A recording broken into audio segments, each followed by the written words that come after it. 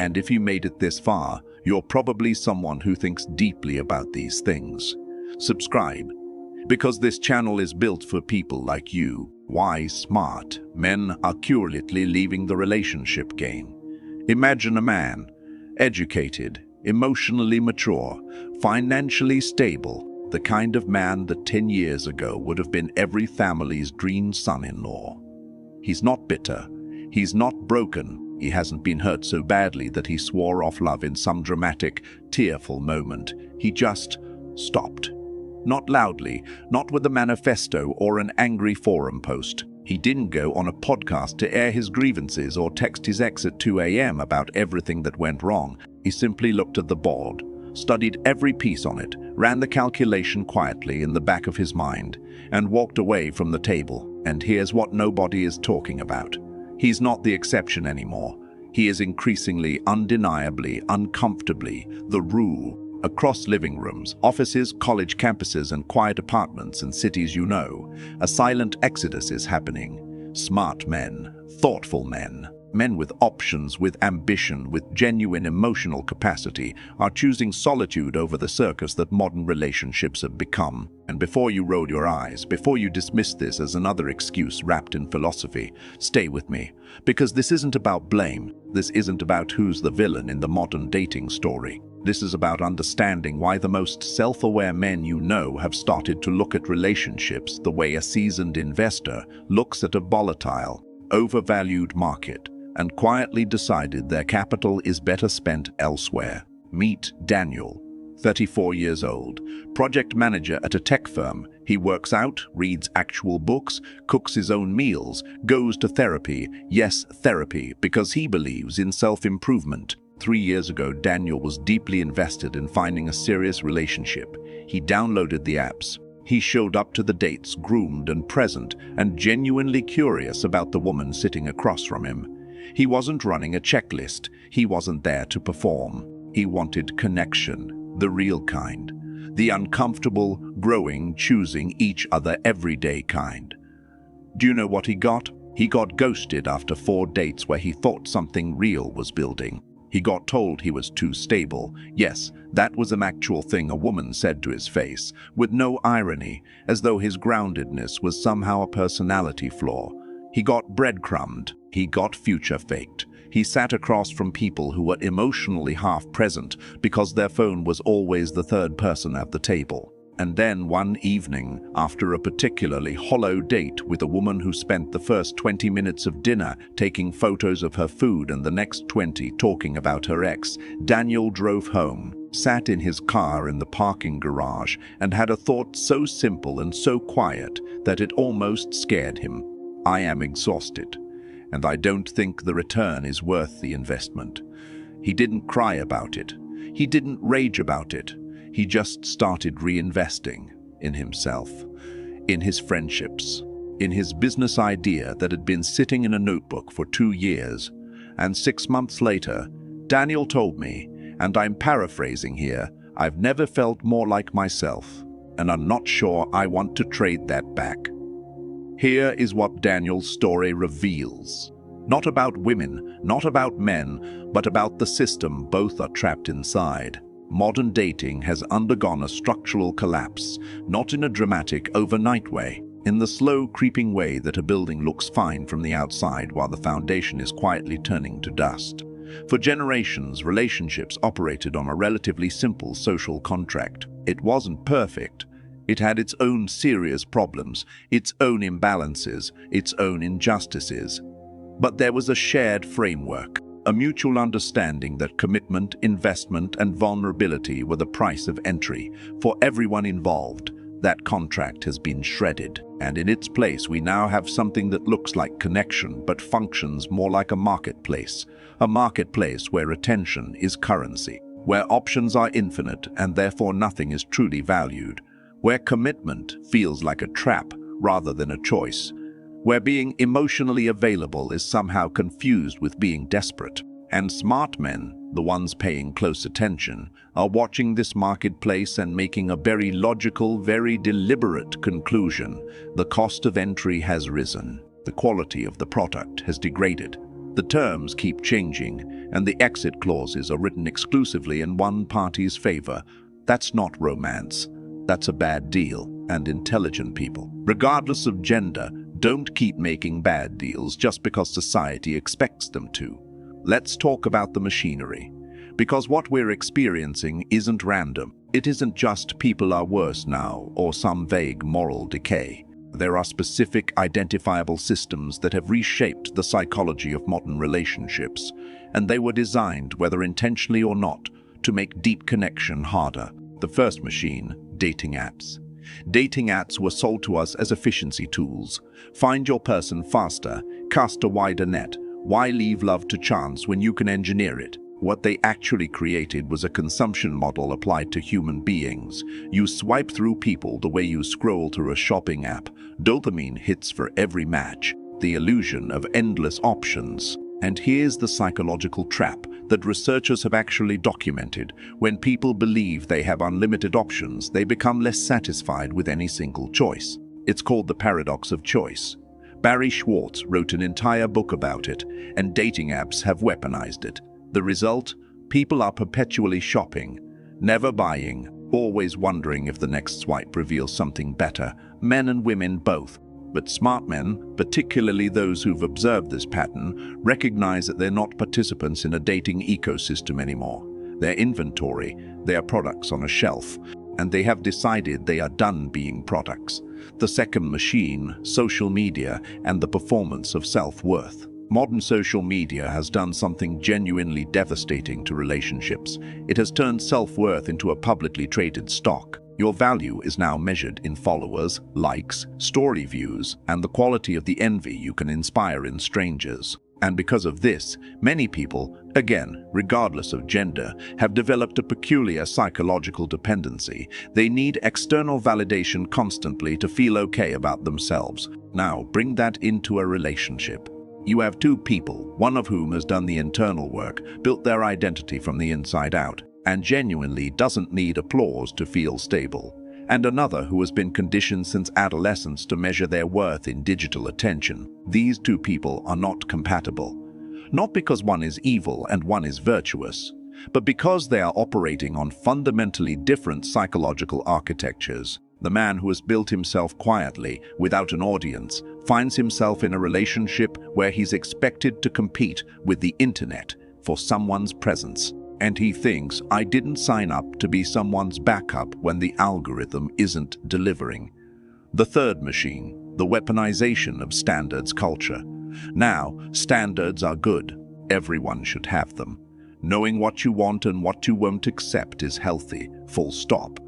But something strange and worth examining has happened to standards culture in the last decade. Standards have been separated entirely from self-reflection. There are entire content ecosystems, YouTube channels, TikTok series, podcasts, dedicated to helping people build ever longer lists of requirements for a partner, height requirements, income requirements, emotional availability requirements, spiritual alignment requirements, communication style requirements. None of this on its own is unreasonable. But here's the uncomfortable question almost no one is asking. Is the person holding the list doing the equivalent internal work to deserve what's on it?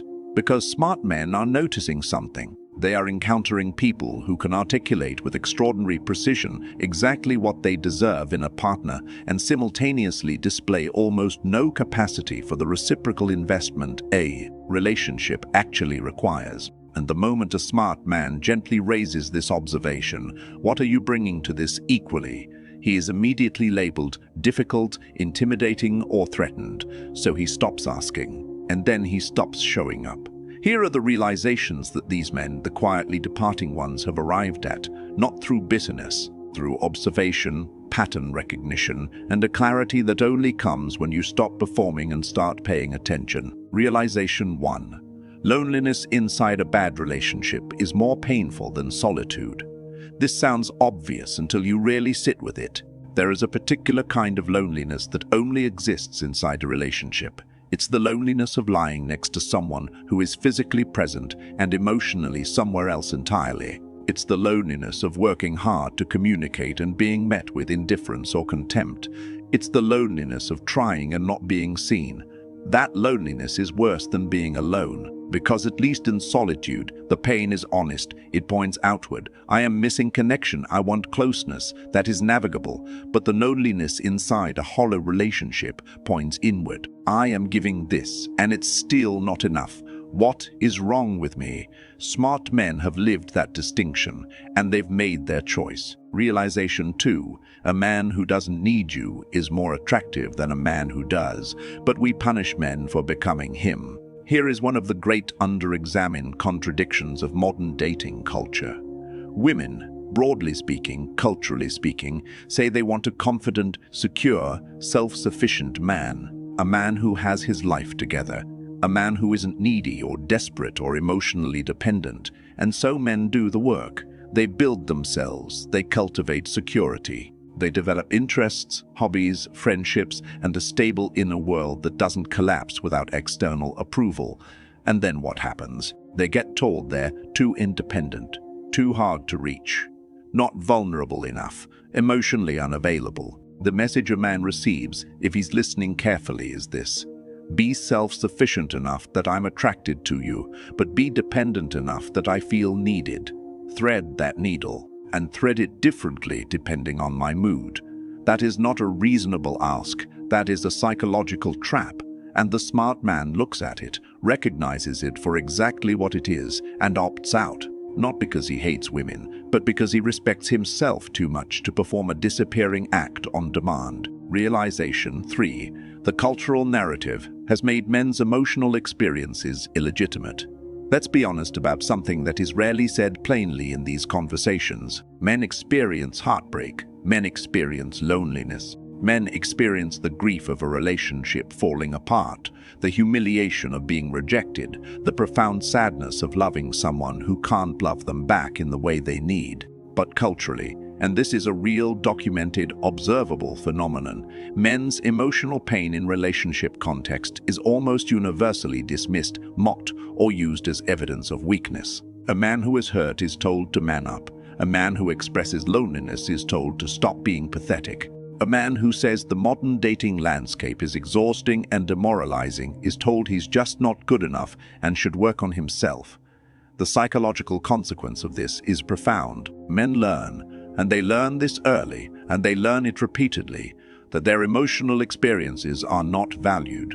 That vulnerability is a liability, not an invitation, and so they do what any sensible person does when a door is repeatedly slammed in their face. They stop knocking. And then everyone wonders where all the emotionally available men went. Realization 4. Self-development became the relationship. This is perhaps the most quietly radical shift of all. Previous generations of men, without access to therapy, to self-help literature, to the vocabulary of emotional intelligence, defaulted to relationships as the primary vehicle for personal growth. Your partner shaped you. The fiction of intimacy forced you to evolve.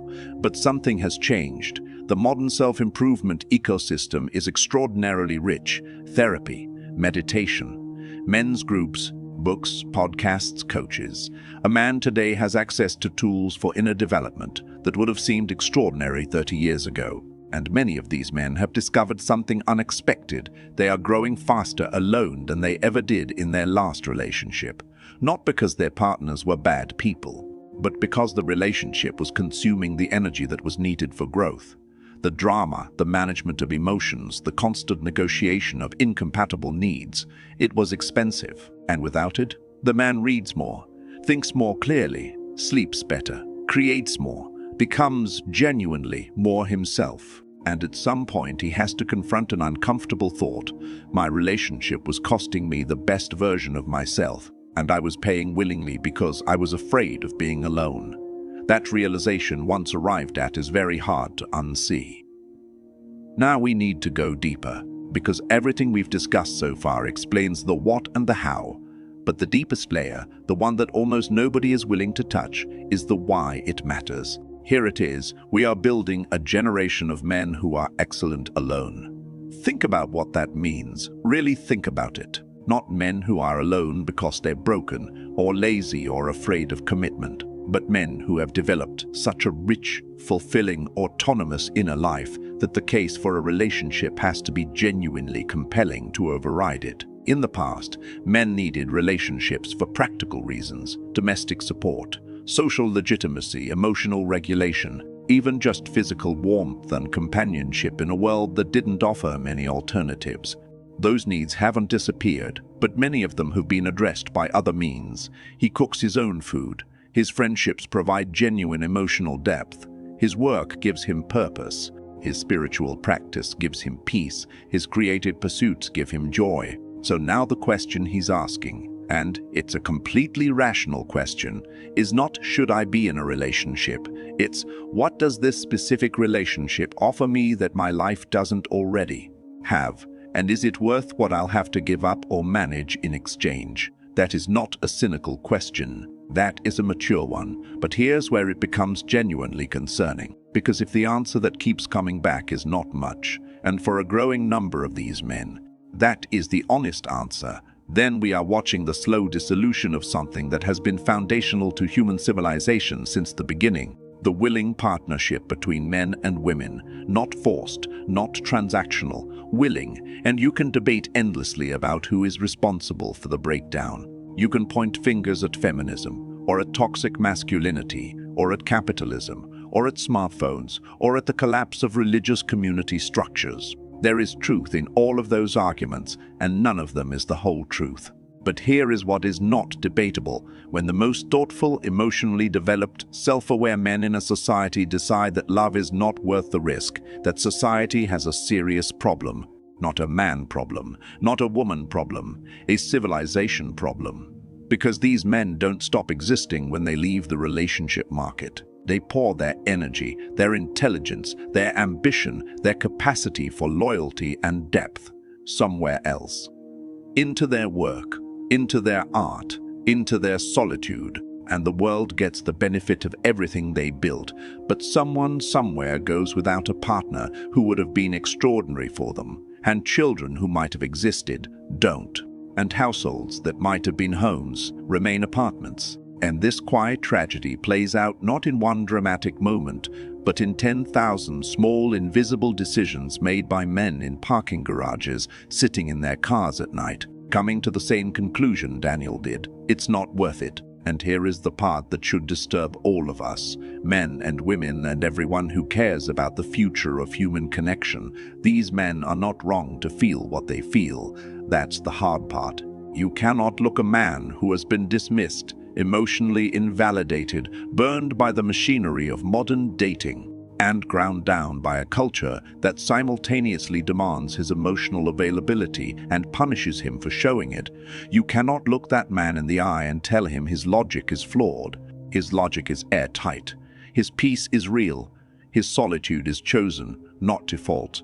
And chosen solitude is the hardest thing in the world to argue with. The question, the one that keeps me up at night, the one I think deserves an honest answer from all of us, is not how do we get these men back?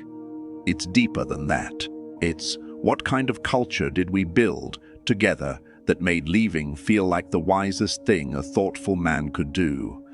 There's an old idea, ancient, actually, that the most dangerous man in any civilization isn't the violent one or the greedy one. It's the indifferent one. The man who looked at everything society was offering him, weighed it carefully with clear eyes and said, "I'm fine, thanks." Because violence can be subdued, greed can be redirected, but indifference, genuine, earned, peaceful indifference, cannot be argued with, manipulated, shamed, or legislated away. It simply is. And right now, in apartments and offices and quiet moments of private clarity, smart men are arriving at that indifference, not through anger, but through something far more permanent: understanding. They understand the game. They understand the cost. They understand what they're worth. Not what the market is currently pricing them at, but what they are actually, intrinsically, fundamentally worth. And they have decided with tremendous calm that they would rather be the candle burning alone in the dark, steady, sufficient, undimmed, than spend themselves flickering for an audience that keeps moving toward the next light. Maybe the saddest thing about modern relationships isn't the breakups or the heartbreaks or the loneliness. Maybe the saddest thing is the men who gave everything they had, their openness, their effort, their willingness to be changed by love, and were met with so little recognition of that gift that they eventually, gently, stopped offering it, not because they ran out of love, but because they ran out of reasons to believe it would be received. And somewhere tonight, in a city you know, in a building you've passed, a man is sitting alone at a window. He is not waiting for anyone. He is not bitter about it. He is just there, complete, still. And the question that this moment asks of all of us, the one that lingers long after the video ends and the screen goes dark, is not about him. It's about us, about what we built, about what we're still willing to change. Because the door he walked through, he didn't lock it behind him. What do you think? Are smart men opting out or just waiting for something real? Drop your honest take in the comments. And if this hits something true for you, share it with someone who needs to hear it.